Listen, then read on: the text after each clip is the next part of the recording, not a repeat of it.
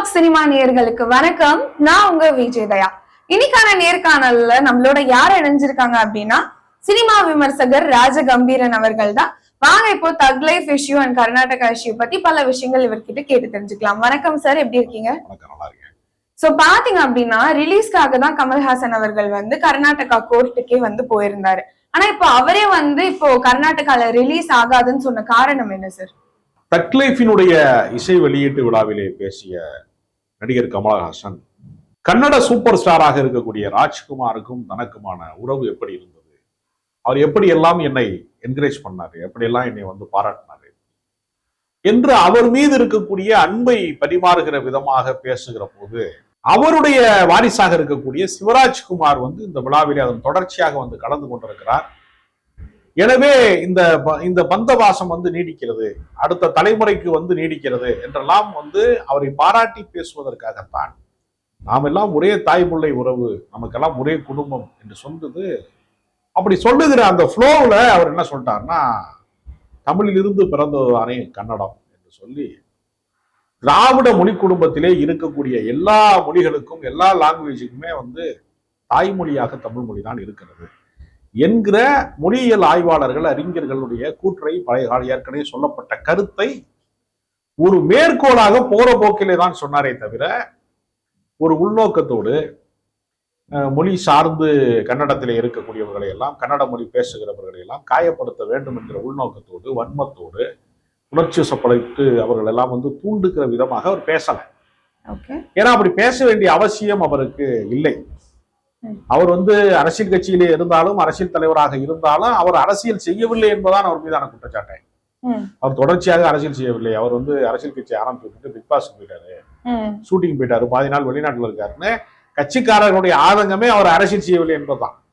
இதை வைத்து அவர் அரசியல் பண்ணிட்டாரு, இதை வைத்து அவர் அரசியல் பண்ணிட்டாரு என்று சொல்வது ஒரு சரியான கருத்து அல்ல. எனவே கமலஹாசன் அவர்கள் ஒரு அன்பு பாராட்டுகிற விதமாக ஒருவருடைய நட்பை வியந்து பேசுவதற்கான வாய்ப்பாகத்தான் அதை கருதி கொண்டாரே தவிர அவருக்கு வேறு உள்நோக்கம் எதுவுமே இல்லை. இப்ப அவரு வருத்தம் தெரிவித்து விட்டார். ஒருவேளை நான் பேசியதை தவறாக புரிந்து கொண்டமைக்காக நான் வருத்தம் தெரிவிக்கிறேங்கிற அந்த இடத்துக்கு வந்துட்டார். அதற்கு பின்பும் கூட அவர் மன்னிப்பு கேட்க வேணாம், அவர் என்ன அவ்வளவு பெரிய ஆளா, அவருக்கு என்ன அவ்வளவு ஈகோவா என்றெல்லாம் கூட அவரை பற்றி ஒரு விமர்சனங்களை முன்வைக்கிறார். நீதிமன்றமே முன்வைக்கிறது. அப்படி நீதிமன்றமே முன்வைப்பதன் மூலமாக அவரிடத்திலே மன்னிப்பு கோர வேண்டும் என்று அவர்கள் கேட்கிற போது நீதிபதி கேட்கிறார், அவர் என்ன மொழியியல் அறிஞர், அவரு வரலாற்று ஆய்வாளரா என்று கேட்கிறார். இப்ப நீதிமன்றத்திற்கு பல வழக்குகள் வருகிறது. திருட்டு வழக்கு வருகிறது, கொலை வழக்கு வருகிறது, பாலியல் வன்புணர்வு செய்யப்பட்ட வழக்கு வருகிறது, எத்தனையோ குற்றங்கள் சார்ந்த வழக்கு வருகிறது. திருட்டு வழக்கு வருகிற போது தடயவியல் நிபுணராக என்ன வழக்கறிஞராக வேலை செய்கிறார், அந்த சம்பந்தப்பட்ட போரன்சிக் அனுப்புவாங்க. எல்லாவற்றுக்குமே இப்ப கொலை நடக்கிறது, போஸ்ட்மார்டம் ரிப்போர்ட் வருதுன்னா மருத்துவ பரிசோதனைக்கு தான் அவங்க ரிப்போர்ட் தான் அனுப்புவாங்க. அப்ப எல்லாவற்றிலையுமே தானே முன் செய்ய முடியாது இல்லையா? சட்டம் படித்தவர்கள் தான் வழக்கறிஞர்கள் ஆவாங்க, வழக்கறிஞர்கள் தான் நீதிபதி ஆவாங்க. ஒரு நடிகரை பார்த்து நீ என்ன வரலாற்று ஆய்வாளரான்னு கேட்டா அப்ப ஜட்ஜையா ஏற்கனவே வரலாற்று ஆய்வாளராக இருந்தாரான்னு ஒரு கேள்வி இருக்கு. நீதிபதிகள் மொழியியல் அறிஞர்களா, அவர்கள்லாம் புலவர்களா, தமிழ் மொழி புலவர்கள் தான் அந்த மாதிரி ஜட்ஜா வர்றாங்களா இல்ல வழக்கறிஞர்களா வர்றாங்களான்னு ஒரு கேள்வி இருக்கிறது. அப்ப என்ன அதற்கு உண்மையான அர்த்தம்னா, இவரை எப்படியாவது சிறுமைப்படுத்த வேண்டும், மன்னிப்பு கேட்க வைக்க வேண்டும் என்று அவங்க நினைக்கிறாங்க. ஆனா அவர் என்ன நினைக்கிறாருன்னா, நான் தவறே செய்யலையே, நான் எதுக்கு மன்னிப்பு கேட்கணும், நான் என்ன குற்றம் செய்தேன் மன்னிப்பு கேட்பதற்கு, உண்மையிலேயே குற்றம் செய்திருந்தால் என்னிடத்துல நீங்கள் மன்னிப்பு கோருகிறேன்னு கேளுங்கன்னா பரவாயில்ல, ஒரு தவறு செய்யாதப்ப நம்ம எதுக்கு மன்னிப்பு கேட்கணும் என்று அவர் வருத்தம் தெரிவிக்கிறேனே தவிர நான் மன்னிப்பு கேட்க மாட்டேன்னு சொல்றாரு. இதுல என்ன சிக்கல் இருக்கிறதுனா, படம் ரிலீஸ் ஆகி நாளை 5ஆம் தேதி நாளை ரிலீஸ் ஆகிறது படம். 5ஆம் தேதி ரிலீஸ் ஆகிற படம் ஒரு பெரிய அளவுல டிக்கெட் புக்கிங் ஒரு முதல் 5 நாட்களுக்கு தான் பெருசா இருக்கும். அதற்குள்ள ஏறத்தாழ எல்லாரும் பார்த்துருவாங்க. இப்ப என்ன முன்னாடிலாம் A center, B center, C சென்டர்னு படிநிலை அடிப்படையில கொஞ்சம் கொஞ்சமா தான் படம் மக்கள் பார்வைக்கு போகும். இப்பொழுது அப்படி இல்லை. ஒரே நேரத்தில் 1000 ஸ்கிரீன் 2000 ஸ்கிரீனுக்கு உடனடியாக திரையிடுகிறார்கள். எல்லா குக்கிராமத்துல இருந்து மாநகரம் வரைக்கும் ஒரே நாளிலே படம் பார்க்கக்கூடிய வசதி வாய்ப்பு இப்பொழுது வந்திருக்கிறது. ஒரு 10 கோடி ரூபாயில தொடங்கி ஒரு 25 கோடி ரூபாய் வரைக்கும் வசூல் செய்வதற்கான வாய்ப்பு கர்நாடகத்திலேயே தக் லைஃப்க்கு இருக்கிறது. கமலஹாசனுக்கு வந்து வருமானம் பெரிதா தன்மானம் பெரிதா என்கிற இடத்திலே வந்து இந்த வழக்கு நிற்கிறது. தன்னுடைய தன்மானத்தை தான் முரசி பார்க்கிறார்கள் என்று தெரிந்து கொண்டு வருமானத்தை பற்றி கவலைப்படாமல் நான் மன்னிப்பு கேட்க மாட்டேன் என்று கமலஹாசன் ரொம்ப மன உறுதியோடு வைராக்கியத்தோடு அறிவித்து விட்டார். ஓகே சார், அதுதான் நான் என்ன கேட்டிருந்தேன்னா, இவர் தான் ரிலீஸ்க்காக போனாரு, இப்போ இவரே வந்து இப்படி வந்து சொல்லிட்டார். ஆனா இதனால பாத்தீங்க, அவர் அந்த வாக்கியம் சொன்னதுனால கன்னடா சென்டிமெண்ட்ஸ் வந்து அஃபெக்ட் ஆகுது அந்த மக்களுக்கு அப்படின்றப்போ மன்னிப்பு கேட்டால் என்ன? இல்ல, மன்னிப்பு கேட்பதற்கு வந்து அவர் தவறு செய்திருக்கணும்ல. முதல்ல தோல்வி ஒப்புக்கொள்ளுங்கன்னா தோற்று போயிருக்கணுமே ஒப்புக்கொள்வதற்கு முன்னாடி. அவர் என்ன தவறா சொன்னாரு? அவருடைய கருத்து அல்ல அது. ஏற்கனவே தமிழ் மொழியை பற்றி பல பேர் ஆராய்ச்சி செய்திருக்கிறார்கள். திராவிட மொழி குடும்பத்திலே வந்து மூத்த மொழியாக தமிழ் தான் இருக்கிறது. தமிழிலே இருந்துதான் சமஸ்கிருதம் கலந்து மலையாளம் பிறந்தது. அதிலே மொழி கலப்பு ஏற்பட்டு தான் தெலுங்கு பிறந்தது. அங்கிருந்துதான் கன்னடம் பிறந்தது என்பதை கமலஹாசன் முதல் முறையாக சொல்லல. ஏற்கனவே வந்து வெள்ளக்காரன் தான் நான் சொல்றான். இந்த மொழியியல் ஆய்வு செய்தவர்கள் தான் இதை சொல்றாங்க. எல்லிஸ் என்கிறவர் தான் முதல் முறையாக இதை சொல்லுகிறார். பின்னாளிலே வந்து கால்டுவெல் என்கிற அறிஞர் வந்து இதை ஒப்பிலக்கணம் எழுதுகிற போது சொல்றாரு. அப்ப யாரையாவது நீங்க மன்னிப்பு கேட்க வைக்கணும்னா கால்டுவெல்ல மன்னிப்பு கேட்க வைக்கணும். இல்லன்னா எல்லிஸ் 2 பேரும் மறைந்து விட்டார்கள். அவர்கள் சார்பாக தான் யாராவது மன்னிப்பு கேட்கணும். அப்ப பல்கலைக்கழகத்துல ஆய்வில் இருக்கிறது. இதை யார் பேச வேணும்னு ஒண்ணு இருக்குல்ல. மொழி உணர்ச்சியை தூண்டி விட்டு அரசியல் செய்ய வேண்டும் என்பதற்காக கன்னடத்தில் இருக்கக்கூடிய இனவெறி அமைப்புகள் வந்து இந்த பிரச்சனையை கையாளுகிறார்கள். இத பொதுமக்கள், கன்னட பேசக்கூடிய பொதுமக்கள் வந்து தக்லைஃப் எங்களுக்கு வேணாம்னு சொல்லல.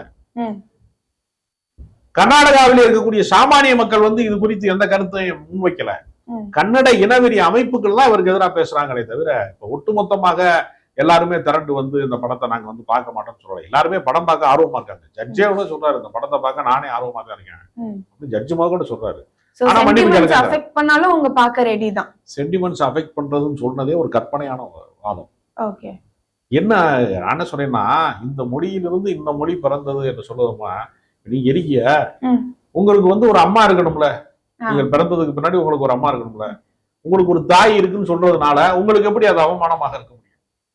ஒரு மொழி குடும்பத்தில இருந்து இன்னொரு மொழி பிறந்தது. இப்ப கர்நாடகாவில தான் காவிரி பிறக்கிறது. கர்நாடகாவிலே காவிரி பிறக்கிறது, அந்த காவிரி நதி பிறக்கிறது என்பதனால தமிழர்கள் வந்து மனம் வந்து வேதனைப்படுவாங்க என்று சொல்ல முடியுமா? அதான உண்மை. அங்கிருந்தானே பிறக்கிறது. அந்த உண்மையை எப்படி மறுக்க முடியணுமா? அப்ப உண்மையை சொல்வதால் மனம் கோணி விடும் சொல்றது, உண்மையை சொன்னா மனம் முன்படும் என்று சொல்வதா இந்த உலகத்துல உண்மை பேசாதீன்னு சொல்ல வரீங்களா? சட்டப்படி சென்சார் செய்யப்பட்ட ஒரு திரைப்படத்தை வெளியிட மறுப்பது என்பது சட்ட விரோதம் இல்லையா? வெளியிட மாட்டேன் என்று சொல்வது சட்ட விரோதம் இல்லையா? அப்ப நீதிபதி என்ன செய்திருக்க வேண்டும்? அதற்கு உரிய பாதுகாப்பு வழக்குகள், காவல்துறை பாதுகாப்பு வழக்குகள்னா, கோஷம் போடுறவன் ஒரு 10 பேர் தேட்டருக்கு முன்னாடி இருந்து கோஷம் போடுவான். அவனை தூக்கிட்டு போய் போலீஸ் ஸ்டேஷன்ல வச்சு கைது செஞ்சிட்டோம்னா அமைதியா திரும்பி போயிடுவான். அதோட மக்கள் படம் பார்க்க போகிறான். ஒரு சின்ன சலசலப்பு தானே. எவ்வளவு ஒருத்தன் கூட்டத்துல கல்லறி வாங்குறதுக்காக கூட்டம் நடத்தாமல் இருக்கிறார்களா? நடத்துறாங்க. திருவிழா நடத்தாமல் இருக்கிறார்களா? சலசலப்பு இருக்கிறது என்பதற்காக திருவிழாவில் ஒருத்தன் செயின் இனிமே அடுத்த வருஷத்துல இருந்து திருவிழா நடத்த முடியாதுன்னு சொல்லுவார்களா? சமூக விரோதிகளுக்கு அச்சப்பட்டு யாரோ சில பேர் வந்து குறுக்கே வந்து சில வேலைகள் செய்கிறார்கள் என்பதற்காக ஒட்டுமொத்தமாக ஒரு திரைப்படம் ரிலீஸ் ஆகக்கூடாது என்று சொல்வது எப்படி சரியா இருக்க முடியும்? ஒட்டுமொத்த மக்கள் அதற்கு எதிராக திரண்டார்கள்னா பரவாயில்ல. இது ஒண்ணும் காவிரி நீர் பிரச்சனை இல்லையே, ஒரு சினிமா பார்க்கிற பிரச்சனை தானே. ஒரு கமலஹாசன் ஒரு நடிகர் எதையோ சொல்லிட்டாரு, அதுக்கு வருத்தம் தெரிவிச்சிட்டாரு, முடிஞ்சு வச்சுல பிரச்சனை. அது நீட்டிக்க வேண்டிய அவசியம் என்ன இருக்கிறது? அப்ப நீதிமன்றம் வந்து கன்னட இனவெறியர்களுக்கு சாதகமாக நடந்து கொள்கிறதா, அவர்களின் கருத்தையே திரும்ப சொல்லுகிறதா என்ற ஒரு கேள்வி இருக்கிற. அதுக்கான அவசியம் இல்லையே. சட்டத்தின்படி நின்று இந்த படத்தை ரிலீஸ் செய்வதற்கான எல்லா வாய்ப்புகளையும் உருவாக்கி தருவதில் சரியாக இருக்கு.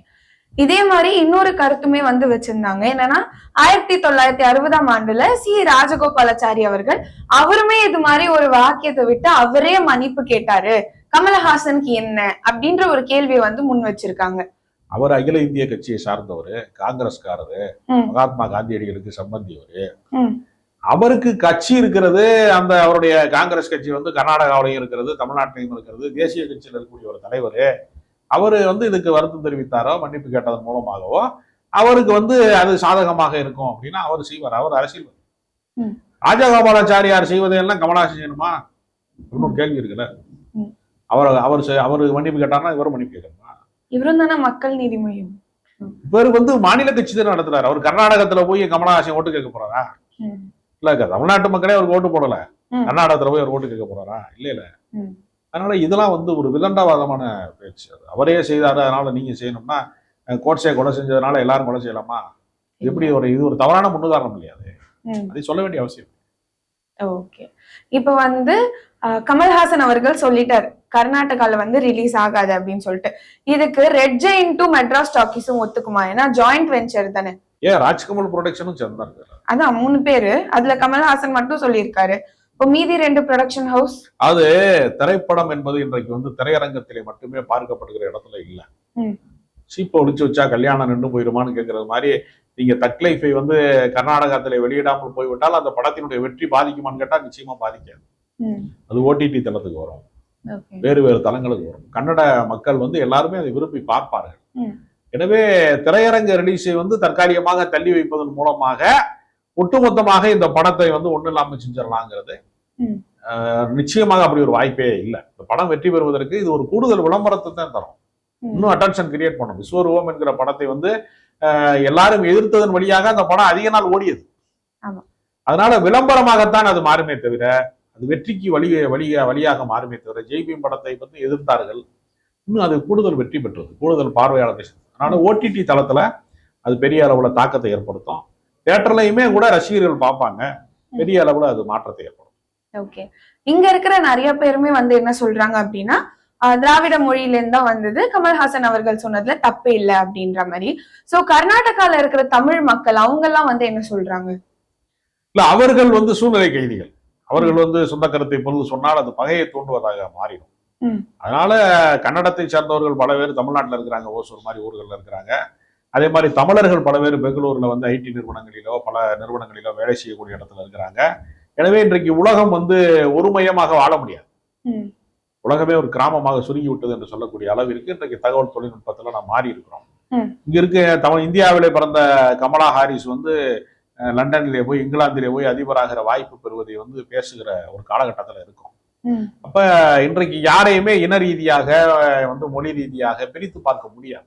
உலகமே ஒரு குடும்பமாகத்தான் வாழ்ந்து கொண்டிருக்கிறது.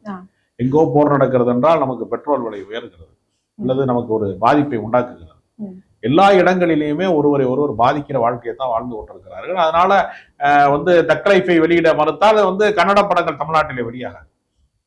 இதைத்தான் தமிழக வாழ்வுரிமை கட்சி தலைவர் வேல்முருகன் எச்சரிக்கை விடுக்கிறார். அப்ப தமிழ்நாட்டிலே வந்து அந்த படங்கள்னா இப்ப காந்தாரா மாதிரி படங்கள், கேஜிஎஃப் மாதிரி படங்கள் அவங்க வசூல் பண்றாங்க. இப்ப தமிழர்கள் அவர்களுக்கு அந்த படத்தை பார்த்து பாராட்டி படம் கொடுத்துருக்காங்கல்ல, அப்ப அதையெல்லாம் வந்து வேணான்னு சொல்லி திருப்பி கொடுத்துருவாங்களா? யாரும் கொடுக்க மாட்டாங்கல்ல. அதனால ஒரு படத்தை தடை செய்தால் அதோட வந்து கன்னட படங்கள் இங்க ரிலீஸ் ஆகாது. அதனால அது நிச்சயமாக இந்த சிக்கலை நீட்டித்துக் கொண்டே போகக்கூடாது, பகையை வளர்த்து கொண்டே போகக்கூடாது. இதற்கு ஒரு நிரந்தர தீர்வு, ஒரு நல்லிணக்கத்தை உருவாக்க வேண்டும், ஒரு அமைதி திரும்ப வேண்டும். இதற்குள்ள வந்து கலவரம் செய்யக்கூடிய சிறிய கும்பலை அரசு வந்து ஒடுக்க வேண்டுமே தவிர அவர்களுக்கு ஆதரவாக நின்று கொண்டு அரசியல்வாதிகள் பேசக்கூடாது. அதாவது பாத்தீங்கன்னா இப்போ கர்நாடக அரசு வந்து என்ன சொல்லியிருக்குன்னா, கமல்ஹாசன் அவர்கள் அப்படி சொன்ன வாக்கியத்தினால இப்போ மொழியியல் பிரச்சனை எல்லாம் வந்து தூண்டுதலா இருக்கு அப்படின்ற மாதிரி சொல்லியிருக்காங்க. இல்ல, அப்போ எந்த பிரச்சனையும் கிடையாது. இதை வைத்துக் கொண்டு இந்த சருகை தீ மூட்டி நெருப்பை குளிர் காய்வதற்காக ஒரு கூட்டம் அழைத்து கொண்டிருக்கிறார். மொழியை காட்டி எவன் அரசியல் செய்கிறானா அவர்கள் இதை கையில் எடுத்திருக்கிறார்கள். மதத்தை காட்டி அரசியல் செய்வதை போல, ஜாதியை காட்டி அரசியல் செய்வதை போல, ஒவ்வொரு இனக்குழு அரசியலை செய்வதை போல இவர்கள் என்ன செய்கிறார்கள்னா மொழி உணர்ச்சியை தூண்டிவிட்டு தமிழர்களுக்கு எதிரான ஒரு போக்கை உருவாக்கி அதன் மூலமாக சில அரசியல் கட்சிகள் அங்கே வந்து வாட்டாள் நாகராஜ் போன்றவர்கள் அந்த இந்த நெருப்பை தீமூட்டுகிறார்கள். அது அந்த பகையை நாம் வளர்க்க கூடாது. அவர்கள் செய்கிற பகையை வந்து நெருப்பால் அணைக்க முடியாது, நீரால் தான் அணைக்க முடியும். எனவே இந்த பகையை அன்பால் தான் வெல்ல முடியுமே தவிர மீண்டும் நம்மளும் பதிலுக்கு வந்து நம்ம வந்து எதிர்வினை ஆற்றுவது என்பது நடைமுறைக்கு வந்து நல்லதல்ல. ஓகே. சோ இப்ப ராணா தகுபதி பாத்தீங்கன்னா கமல்ஹாசன் அவர்களுக்கு வந்து சப்போர்ட் பண்ணி பேசியிருக்காரு. இந்த மாதிரி அரசியல் பண்றவங்க, இந்த மாதிரி பேசுறவங்க எத்தனை பேர் வந்து கர்நாடகா போயட்டிக் எல்லாம் வந்து தெரிஞ்சு வச்சிருக்கீங்க, சும்மா நீ இதை சொல்லிட்ட தப்பு அப்படின்ற மாதிரி தான் வந்து பேசுறாங்க, முதல்ல அவங்களோட போயம்ஸ் எல்லாம் தெரிஞ்சுட்டு வந்து பேசுங்கன்ற மாதிரி அவர் ஒரு ஸ்டேட்மெண்ட் விட்டுருக்காரு. சோ இன்டைரக்டா கமலுக்கு சப்போர்ட் பண்றாரா? இல்ல, சப்போர்ட் பண்றதுங்கிறது அல்ல. இந்த கூட்டம் இது வந்து அறிஞர்கள் சபையில் விவாதிக்கப்பட வேண்டியது. இந்த மொழி எங்கிருந்து பிறந்தது என்பது மொழியியல் அறிஞர்கள் யூனிவர்சிட்டியில வந்து ரிசர்ச் பண்ண வேண்டிய ஆய்வறிஞர்களுக்கானதை தவிர, ரிசர்ச் ஸ்காலருக்கானதை தவிர தற்குறிகளும் வந்து தீவட்டி தடியர்களும் குண்டர்களும் கையில் எடுக்க வேண்டிய பிரச்சனை அல்ல. கட்சியில் இருக்கக்கூடிய தொண்டர்களையோ அல்லது குண்டர்களோ கையில் எடுத்து பேச வேண்டிய பிரச்சனை இல்லை. இது அறிஞர்கள் குழு விவாதிக்க வேண்டிய விஷயமே தவிர அற்பர்கள் விவாதிக்க வேண்டிய அவசியம் அல்ல. எனவே மொழி உணர்ச்சியை தூண்டிவிடக் கூடாது என்பதான் சரியா இருக்க முடியுமே தவிர கமலஹாசனை எதிர்ப்பதன் மூலமாக இந்த உண்மை இல்லாமல் போய்விடுமா என்கிற ஒரு கேள்வி இருக்கிறது. எனவே அவர் உண்மை பேசக்கூடாதா, அவர் நினைத்ததை அவர் கருத்து சுதந்திரமே இந்த நாட்டில் இல்லையா என்ற கேள்வியெல்லாம் இருக்கிறது. அதனால கமலஹாசன் தன்னுடைய தன்மானத்திற்காக வருமானத்தையே இழந்து இருக்கிறார் என்பதுதான். சோ இப்போ இது நீங்க ஒரு ப்ரமோஷனா இருக்கும்ட்டீங்க. சோ ரெட்டிப்பு கலெக்ஷன் பெருமா தமிழ்நாட்டுல?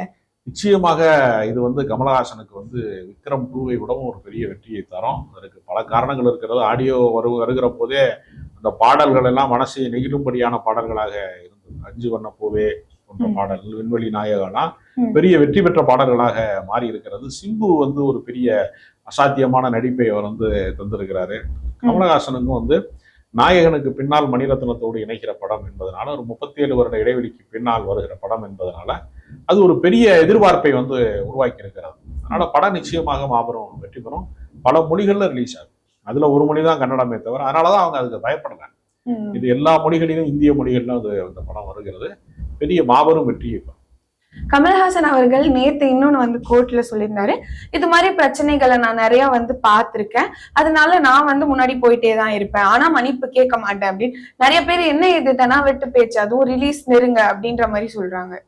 இல்ல, கமலஹாசன் சராசரி நடிகராக இருந்தால் திரைப்படத்திலே வருமானம் போகிறது என்பதற்காக வருத்தம் தெரிவித்ததோடு நின்று விடாமல் மன்னிப்பு கேட்டிருப்பார். கமலஹாசன் எப்பொழுதுமே தனித்துவமானவர். அவர் யாருக்கும் தலை வணங்க வேண்டும் என்கிற அவசியம் இல்லை என்று நினைக்கிறவர். அதனால அவர் தைரியமாக எதிர்க்கிறார். ஆனால் உண்மை என்னை யாரும் மிரட்ட முடியாது, மொழி உணர்ச்சியை தூண்டுகிறவர்கள் யாருமே என்னை மிரட்ட முடியாது, நான் உண்மையைத்தான் சொன்னேன், நான் சொன்னது உண்மை இல்லை என்பதை யாராவது நிரூபிங்க, அதை நிரூபித்து விட்டு என்னிடத்துல வாங்கங்கிறதா அவருடைய கருத்து. ஓகே, இப்போ சிவராஜ்குமார் அவர் இப்போ கன்னட மக்கள் பக்கம் நிப்பாரா இல்ல கமல்ஹாசன் சைடா? இல்ல, அவருக்கு சங்கடமான ஒரு சூழ்நிலை. ஒரு பக்கம் நண்பர், இன்னொரு பக்கம் தன்னுடைய ரசிகர்கள் என்று இருக்கிறதுனால அவர் இது குறித்து முரண்பாட்டை கூறுதிட்டுகிற வேலையை அவர் செய்ய மாட்டாரு. அவரை பொறுத்தவரையில் இந்த பிரச்சனை முற்றுப்புள்ளி வைக்க வேண்டும், இது முடிவுக்கு வர வேண்டும், இந்த முரண்பாடு நீடிக்க கூடாது, கமலஹாசன் படம் ரிலீஸ் ஆனுங்கிறதா அவருடைய விருப்பம். எனவே இந்த தேவையில்லாத ஒரு பிரச்சனையில் தன்னை சிக்க வைத்து விட்டார்களே என்கிற வருத்தத்தில் சிவராஜ்குமார். ஓகே, சோ இன்னைக்கு பிரஸ் மீட் வச்சிருக்காங்க தக் லைஃப் டீம். அதுல கமல்ஹாசன் அவர்கள் சொல்லியிருக்காங்க, இந்த பிரச்சனை பத்தி நான் பேச மாட்டேன், சரியான நேரத்தை பார்த்து பேசுவேன் அப்படின்னு. நாளைக்கு படம் ரிலீஸ், சரியான நேரம்னா எப்போ? எரிகிற நெருப்பிலே எண்ணெய் ஊற்றுவது மாதிரி, ஏற்கனவே எரிந்து கொண்டிருக்கிறதுல போய் பெட்ரோல் கொண்டு பேசுறது மாதிரி நம்ம செய்ய வேணாம்னு அவர் நினைக்கிறாரு. இந்த பிரச்சனை தானாகவே அணைந்து விடும். மேலும் மேலும் பேசி ஊதி பெருக்க வேண்டாம் என்பதற்காக கமலஹாசன் இதை தவிர்க்கிறார். அவர் தவிர்ப்பதன் மூலமாக இந்த பிரச்சனை தானாக அடங்கிவிடும். கொதிப்பதை நிறுத்த வேண்டும் என்றால் எரிவதை பொடுங்கணும்னு சொல்லுவாங்க. அதே போல எரிவதை அவர் தடுப்பதற்கான ஒரு வேலையை செய்கிறாரு. நிச்சயமாக இது ரசிகர்கள் கொண்டாட்டத்திலே இந்த போராட்டங்கள் எல்லாம் நீர்த்து போய்விடும். நிச்சயமாக படம் பெரிய அளவில் வெற்றி பெறும்.